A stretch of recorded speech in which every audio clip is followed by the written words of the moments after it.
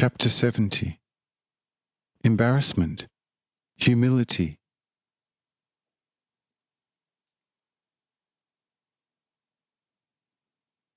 Lamech was mightily taken aback by this question and did not know what to do. Should he, in all earnest, begin to seek an answer to this question, which can only be answered by the Creator himself, or should he view this so highly put question only as a good humiliation which the Lord allowed happening to him, because he perhaps has expressed himself a little too highly before the Lord in the earlier discussion?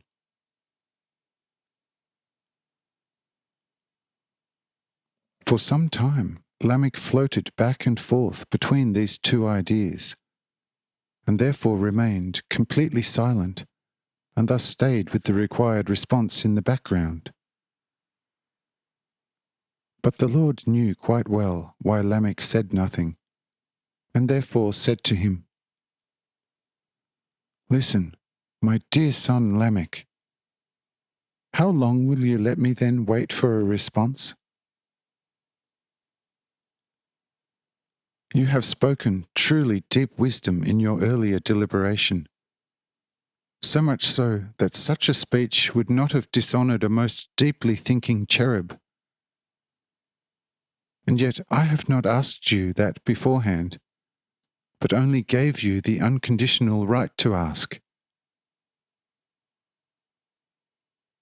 But now that I gave you through my question a legitimate opportunity to let your profound wisdom run free, you are silent like a mouse smelling a cat, and do not want to talk about what could be a great honour for you. What is it then?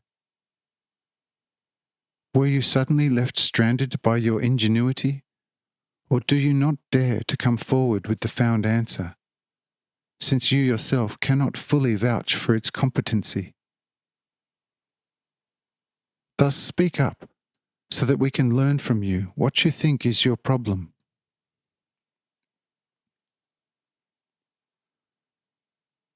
And Lamech gathered himself in his spirit upon this quite pressing conditional preface of the Lord, and spoke with a very embarrassed voice.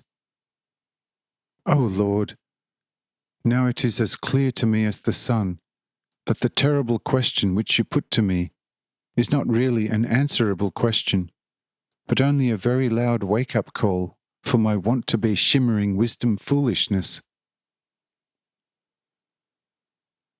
I can only thank you, O Lord, and most loving Father, from the deepest bottom of my heart, which loves you now above everything, everything, everything, because I can see it now clearer and clearer, that in a certain way I wanted to shine a little with my foolishness before you and Enoch, as if I also would be a wise man, of whom at least Enoch had to say that he is a formidable wise man. But this your holy question has shown me my folly in full, and I beg you to forgive me this great folly, and also want to ask you, O dear, Holy Father, since you already have brought up such a sacred question, to also answer it graciously, so that the answer should edify us according to your holy will. And if it cannot be done according to your highest, wisest insight, I will nevertheless try to lively thank you anyway, from the depth of my heart, for your non-answer."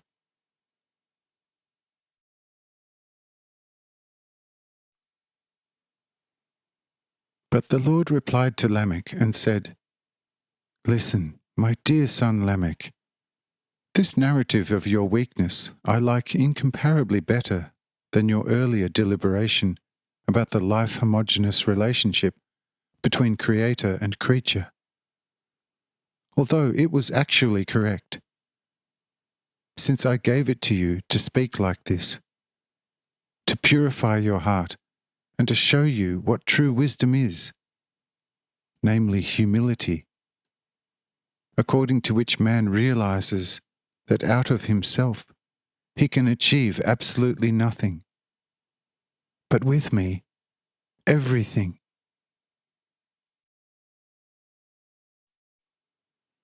But now, in order to convince you, I will put the great answer in your heart, and it will become clear to you how man, out of me, before me and all the world, can speak as if out of himself.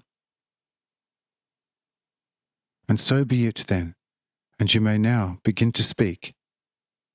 Amen.